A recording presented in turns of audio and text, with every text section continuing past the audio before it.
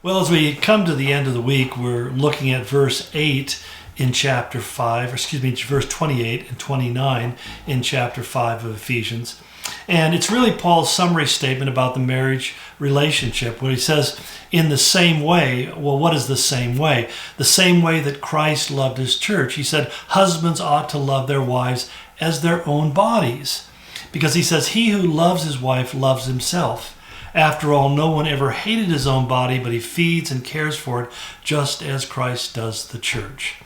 You know, what I find really interesting is that oftentimes people talk about, they'll say things like, well, I hate my body, I'm overweight, or I'm getting out of shape, and we go through these kind of things, but really all that is an expression of how much you love yourself.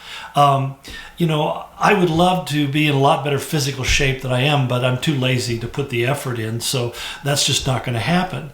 The whole point is that we need to realize that as individuals, especially us men, we really do love our own bodies, and we cherish them and we care for them. It may not be obvious, but many years ago I used to go to the gym and work out every day, 2 hours every day, almost 7 days a week.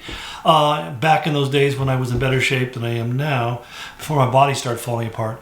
But in seriousness, it was always interesting to me that in the weight room there were mirrors on all the walls. And for me at first, I first started working out, it was a little bit awkward. I didn't want to look at myself. And then I would ask some of the guys, why do you stand in front of the mirror doing your weights? And they would say, well, it helps me to study my form. And I think that's not totally untrue, but I think the truth of the matter is we just like looking at ourselves. And as a result, when we look at ourselves and we don't like what we see, we get depressed and angry because we love ourselves and we want to have an image of ourselves that we can find lovable so that we believe that other people can find us lovable. Essentially what I'm describing is a very superficial dynamic in life. And at some point, hopefully we outgrow that superficiality, that we no longer value people by their outward appearance, by their clothing, their status in society, what kind of gems and jewels and watches and accoutrements they have, or the kind of car they drive, that we begin to recognize that every person is of insurmountable value. But that's interesting because when we do our marriage vows, at least the ones I still do, we say we promise to be faithful and stay together through sickness and health, through good times and bad times, through prosperity, as well as in times of adversity. And yet I find many times people get to a certain age or a certain place and they stop loving the other person because they have health issues or they have disabilities or there's weakness or loss of strength and ability, even mental acumen. And they begin to pull back from them and feel like, they're a burden on my life. God puts us into relationships to make us grow. And I think God's passionate desire and his purpose for marriage is that be a place where we really learn in the most intense way how to live out the Christian life in an experiential way, in a true way. That when wives learn to love their husbands in spite of sometimes, can I just say, their obvious stupidity, or when husbands commit to honoring their wives and protecting their wives and treating them in a loving way, even when they may not be behaving or even look in a way that's particularly loving. That's your responsibility, that's your obligation to love at all times. I know you'd say, well, that's impossible, and I get it is impossible, but we're talking about the ideal that is supposed to be what we're trying to bring into agreement with the actual. That if we don't have an ideal, a target that we're shooting for, then we'll give ourselves permission to settle for far less. And so when Paul puts these very high standards to love your wife as Christ loves the church, you can't give any higher standard of what it means to love another person. And when he uses that high standard, he understands that's the ideal, that you will never be able to do it as well as Christ did. You will always fall short of his glory, but that doesn't mean that I shouldn't still use that as my example and pursue as best I can to live up to or to grow into that same level of love and caring. Unfortunately, because we're sinners, we can do it at times and then fall back. But every time we fall back, we need to confess it as sin. We need to go back to our spouse and say, I need to ask you to forgive me. And that's why I think as we look at this part of our study, I think it's an important part to bring in here about repentance and asking for forgiveness. Because none of us are going to get it right all the time, and we're going to blow it in many ways. I've found over and over again, my wife will say to me, what are you so upset about? Why are you talking to me in that tone? And I don't recognize that I have a tone. But when she stops me like that and I sit back and think about it, I realize that something is gurgling on the inside of my soul. I'm wrestling with something right now, and I'm really uptight. I'm stressed about it. I may not be angry, but I'm very stressed about it. And so that stress begins to take hold of my vocal cords and the way I talk. I may snap and be quick. I'm not even mad at her or anybody else for that matter. It's all inside of me. But that's part of the thing where a spouse can be so useful, because they can see things in us that we don't see in ourselves, at moments that we don't see them. And when they lovingly call us into account, it causes us to step back and look at ourselves and saying, why am I reacting that way? I mean, again, I talked earlier in the week about going through the Chick-fil-A line, which is usually really fast. I mean, I admire their efficiency, the way they get cars through there and orders out to you. It's really something marvelous to look at. But the thing that really struck me is how irritated I was getting because of somebody else's learning curve.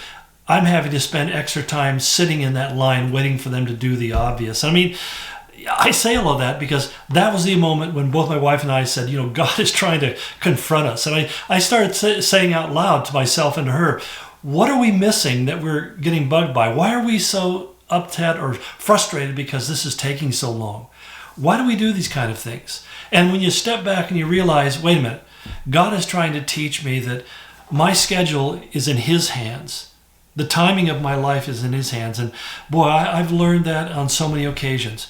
I remember one time I was flying with my oldest son back from Russia, and the flight out of Russia was delayed by 4 hours because it was so stinking cold they couldn't get the plane started. And so I looked at my son and said, we're going to miss our connection when we get to New York. So we flew to New York, and when they got there, they said, well, if your luggage comes off first and you grab it in your hurry, you might be able to make your flight. So our luggage was the last bags off the plane, and then we got stopped in security, and we had to go things. We're running to the gate, and I run up to the gate, and I see the attendant standing there, and they were just getting ready to shut the door. And I said, we're on this flight. And so she let us get on, and we just made it. And we were going to Salt Lake. And I said to my son, you know what?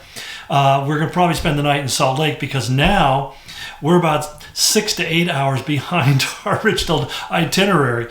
And when we get there, we find out that the plane that was supposed to take us back to Spokane from Salt Lake had been delayed several hours, and we still had to wait a few more hours before that plane even arrived, and we ended up getting home that night 2 hours later than we had originally scheduled. But I mean, I just sat there and thought, wait a minute, why is all this happening, God? Is it happening just because it's circumstance?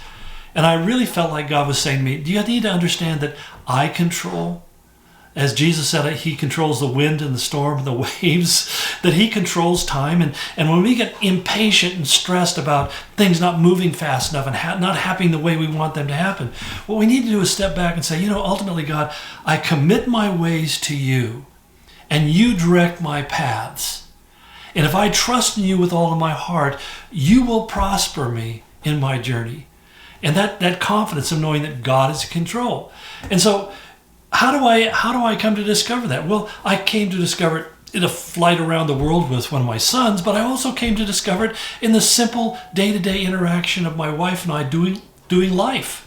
That sometimes she needs to pick me up from physical therapy and she's late. Or many times she's stuck waiting in the parking lot while I'm still going in, because she won't go in with a mask, and they won't let her in without a mask. So, you have these dynamics in your life that just become so frustrated.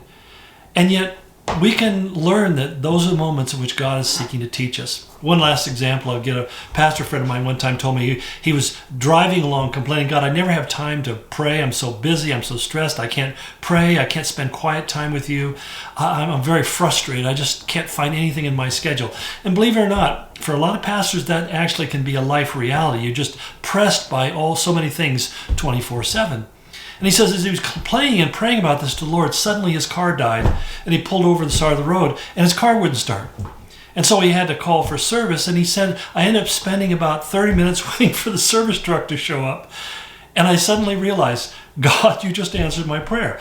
I have time right now where I can simply just spend time meditating upon you and praying to you and talking to you and meeting with you and restoring and refreshing my soul.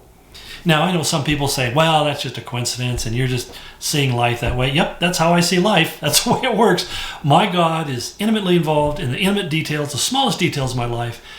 The person I married was not a bad choice. The person I married was God's choice, the right choice for me. If you see something in that person that you don't like and you begin to say, oh, I've made a mistake, which I found every couple I've ever known has at some point gone through that thought process. But you don't allow yourself to go there. Instead, you say, no, I'm married to this person because it's a person that God wanted me to marry. For me, it's really easy. 51 years later, you can look back and go, yeah, God knew what he was doing. But you see, that's the thing, is we have to trust that God knows what he's doing. He put you together in this relationship because it served a bigger purpose than just your personal happiness. And when you live for that bigger purpose, guess what? God will bless you and you'll become a happy person. Well, again, out of time. So thank you for letting me talk about these things. And we'll pick up this conversation tomorrow because we're not quite done. God bless you and go in his grace.